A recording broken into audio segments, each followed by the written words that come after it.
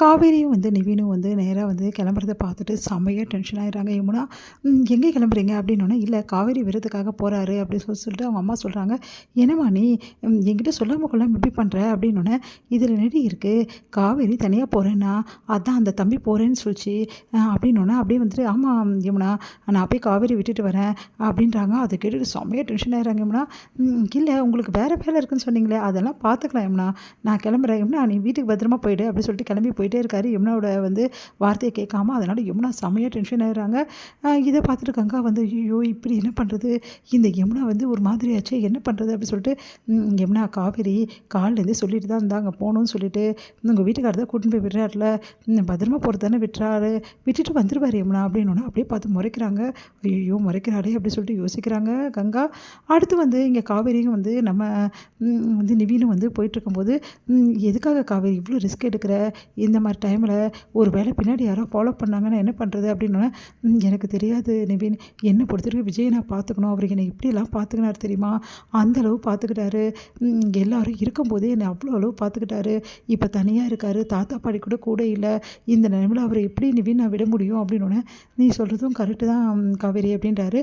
அடுத்து அந்த இடத்துக்கு போயிடுறாங்க. சரி பின்னாடி யாரோ வராங்களா, நான் செக் பண்ணிக்கிறேன் அப்படின்னு சொல்லிட்டு நிவின் செக் பண்ணிக்கிறாரு. காவேரி நீ கொஞ்சம் குனிஞ்சே இரு, நீ என் கூட வர்றது யாருக்கும் தெரியக்கூடாது, நீ என் கூட வர்றதால எந்த பிரச்சனையும் கிடையாது, ஏன்னா என்ன யாரும் ஃபாலோ பண்ண போகிறதில்ல அப்படின்னு சொல்லிட்டு நிவின் போயிட்டுருக்காரு. அடுத்து விஜய் கிட்டே போகிறாங்க.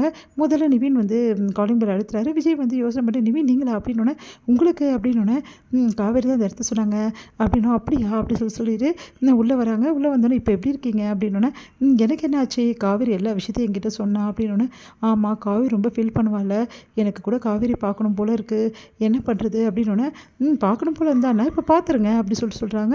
அதை கேட்டு யோசிக்கிறார் விஜய், என்ன ஆச்சு அப்படின்னு சொல்லிட்டு பார்த்தா காவேரி அப்படியே வராங்க. காவேரி சந்தோஷம் தாங்க முடியல. காவேரி நீ எதுக்கு இங்கே வந்த அப்படின்னோடனே, அதெல்லாம் தெரியாது, நான் இங்கே தான் இருப்பேன் அப்படின்றாங்க. சரி அதான் என்னை பார்த்துட்டல, உடனே கிளம்பு காவேரி அப்படின்னா, அதெல்லாம் கிளம்ப முடியாது, ஒரு வாரத்துக்கு இங்கே தான் இருக்க போகிறேன்.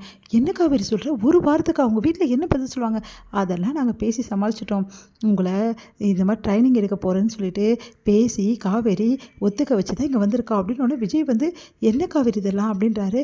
பின்ன உங்களை நான் தனியாக விட முடியுமா அப்படின்னு, பின்ன எப்படி தனியாக விடுவா, காவேரி உங்களை பார்த்தா யோசிச்சுட்ருப்பா, தனியாக இருந்தால் கூட வேஸ்ட்டு பிரதர், அதனால் அவள் இங்கே இருக்க தான் நல்லது அப்படின்னு சொல்லிட்டு நிவின் சொல்கிறாரு.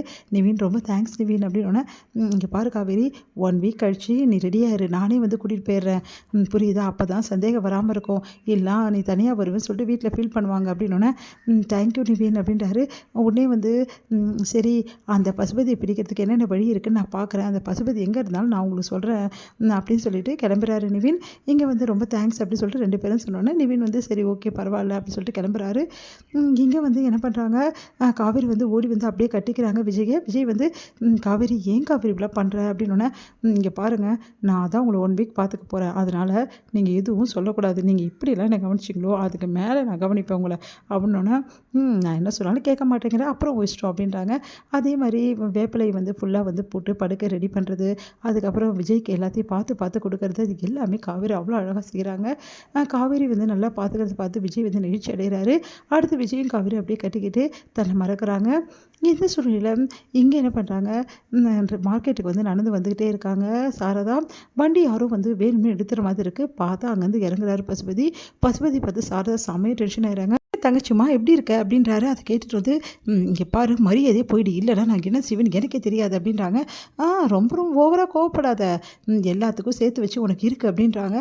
அதையும் பார்க்குறேன், என்ன உன் பொண்ணை காண கூட, ஓ அந்த விஜய் கூட போயிட்டாளா அப்படின்னு அதிர்ச்சி அடிக்கிறாங்க. இங்கே பாரு தேவையில்லாத பேச்செல்லாம் பேசாத, உனக்கு தான் தேவையில்லாத பேச்சாக இருக்குது, விஜயும் காவேரியும் ஒன்றா தான் சுற்றிட்டு இருக்காங்க, அது உனக்கு தெரியுமா, புருஷன் கூட தான் உன் பொண்ணு இப்போவும் இருக்கா, அது கூட தெரியாமல் நீ இருக்க, உன் பொண்ணு நல்லா ஏமாத்திரா போட்டிருக்கு, என்ன சாரதா தங்கச்சிமா நீ இப்படி இருக்க, இவ்வளோ ஏமாளியாக இருக்கே அப்படின்றாரு. அதை கேட்டு அதிர்ச்சி அடைகிறாங்க.